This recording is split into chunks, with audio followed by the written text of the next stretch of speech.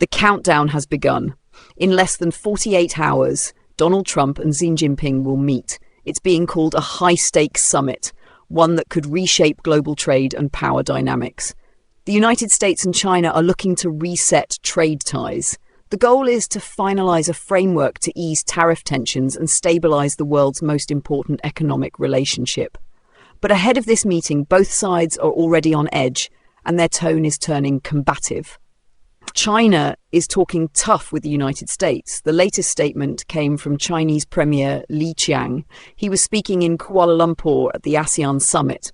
He didn't name the US directly, but his message left little doubt. Li warned against, and I'm quoting, unilateralism. He said the world must not return to the law of the jungle, where the strong bully the weak. He claimed that globalization is irreversible, and he called protectionism a huge risk for Asia.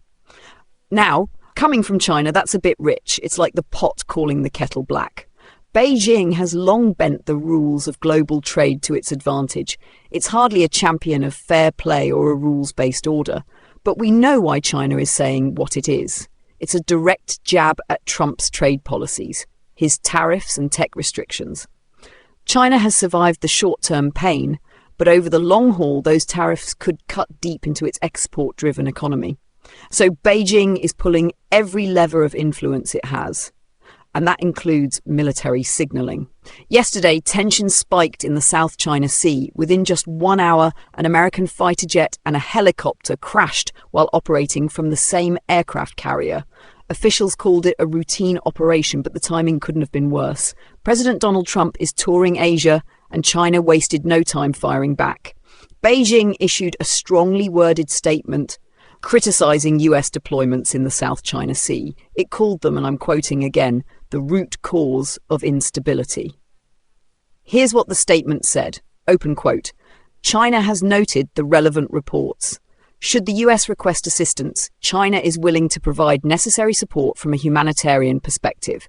We emphasize that the US military aircraft in question crashed during military exercises in the South China Sea. The frequent deployment of US warships and aircraft to flex military muscle is the root cause of maritime security issues and undermines regional peace and stability. Close quote. China's foreign minister, Wang Yi, echoed the same hardline tone. He spoke with US Secretary of State Marco Rubio, urging that both sides meet halfway. But curiously, Beijing's official readout of that call made no mention of the Trump-Xi meeting. A few days earlier, when asked directly about the summit, China's foreign ministry spokesperson dodged the question, saying only that, open quote, China and the United States are maintaining close communication regarding a possible meeting between the two heads of state. Further information will be released by China in a timely manner. Close quote. So far, China has not confirmed whether Xi will meet Trump, a sharp contrast to Trump's very public build-up. The US president began his Asia tour in Malaysia, then went to Japan, and will arrive in South Korea tomorrow, where the meeting is expected to take place. Throughout his trip, Trump has been hyping the summit, telling reporters he expects a great deal. He's even hinted at visiting China afterward. Open quote, I have a lot of respect for President Xi, and I think we're going to come away with a deal, Trump said. We've pretty much agreed that I'll be going to China early next year, and President Xi may visit Washington or Palm Beach sometime after that. Close quote. So yes, Trump is eager for this meeting, but China? Not so much. Beijing's tone, actions and trade signals tell a different story. They've paused purchases of US soybeans. Traders say shipments are on hold, waiting to see how the Trump-Xi meeting goes.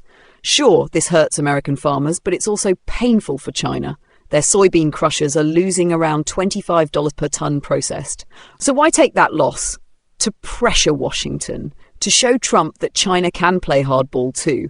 They're ready to absorb short-term losses for long-term leverage. Beijing's message is clear: make a deal or face the consequences. But Trump's message is equally sharp.